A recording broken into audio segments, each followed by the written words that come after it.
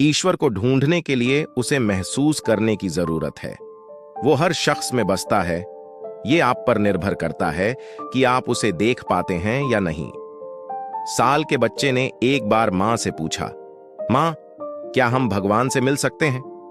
हाँ बेटा, जिस दिन तुम सच्चे मन से ईश्वर की खोज करोगे उस दिन वे तुमसे मिलने जरूर आएंगे। कहते हुए मां ने उसके सिर पर पैर से हाथ फेरा। बच्चे के दिमाग में यह बात बैठ गई। वह रोज इसी बारे में सोचने लगा।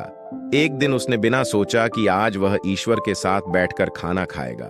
उसने 4 रोटियां बांधी और घर में बिना कुछ बताए वह एक ओर चल पड़ा। चलते चलते बच्चा बहुत दूर निकल गया। सुबह से शाम हो गई। थकान और भूख के कारण उसका बुरा हाल हो गया। तभी उसे कुछ दूरी पर एक तालाब नजर आया। उसके एक किनारे पर कोई महिला बैठी हुई थी। बच्चा उस महिला की ओर देखा। उसकी उम्र 70-80 साल रही होगी, लेकिन इसके बावजूद उनकी आंखों में गजब की चमक थी। वह महिला भी उसे देखकर मुस्कुराई और प्यार से उसके सिर पर हाथ फेरा। बच्चे को लगा जैसे वह इस सुनसार जंगल में उसी का इंतजार कर रही थीं। बच्चा वहीं पर बैठ गया। तभी उसे अपनी भूख का एहसास हुआ। उसने थैले से रोटी निकाली और खाने लगा, लेकिन अगले ही पल उसे अपनी गलती का एहसास हुआ। उसने एक रोटी बुजुर्ग महिला की ओर बढ़ाई और मुस्कुराकर बोला, माई, रोटी खाओगी? यह देखकर महिला के झुर्रियों वाले चेहरे पे अजीब सी खुशी आ गई। आयर आंखों से खुशी के आंसू बहने लगे। यह देखकर बच्चा बोला, तुम क्यों रो रही हो माई? क्या तुम्हारा कोई सामान खो गया है? नहीं बेटा, ये तो खुशी के आंसू हैं। महिला ने बच्चे के सिर पर हाथ फेरा। आज मेरी हर इच्छा पूरी हो गई। यह सुनकर बच्चा मुस्कुरा दिया।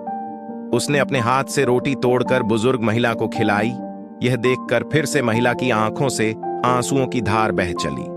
उसने भी अपने हाथ से बच्चे को रोटी खिलाई और उसे दुलार किया। रोटी खाने के बाद बच्चे को अपनी मां की याद आई।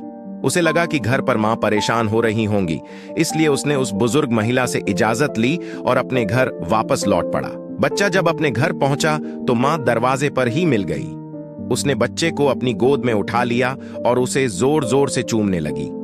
यह देखकर बच्चा बोला, मां, आज मैं भगवान से मिला। मैंने उनके साथ बैठकर रोटी खाई। मैं बहुत खुश हूं मां। उधर वह बुजुर्ग महिला जब अपने घर पहुंची तो उनकी खुशी देखकर घर वाले हैरान रह गए। उनके पूछने पर वे बोलीं, मैं 2 दिन से तालाब के किनारे अकेली भूखी बैठी थी। मुझे विश्वास था कि भगवान आएंगे और मुझे अपने हाथों से खाना खिलाएंगे। आज सचमुच भगवान ने मुझे दर्शन दिए और अपने हाथों से रोटी खिलाई। इस कहानी में उस बच्चे और बुजुर्ग महिला दोनों को ईश्वर की तलाश थी। ईश्वर कहीं नहीं था, उनके दिलों में था।